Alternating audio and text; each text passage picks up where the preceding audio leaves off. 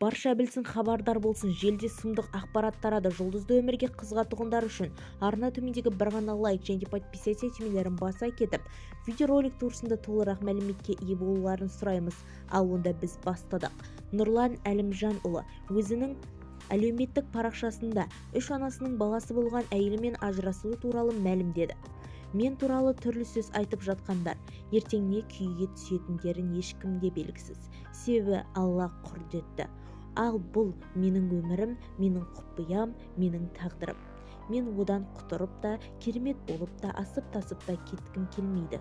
Ал кімнің басына не келетінін оны Құдай ғана біледі. Балалар жайлы айтатын болсам, балалар туралы мүлдем сөз қозғамауларыңызды сұраймын. Өйткені балалар менің ұрпағым, менің қаным, менің жалғасым. Олар менің өзімнің әлеуметтік материалдық тұрғыдан рухани болмысым, иманды тұрғым болсын. Өзімнің берерімді беріп жүрмін.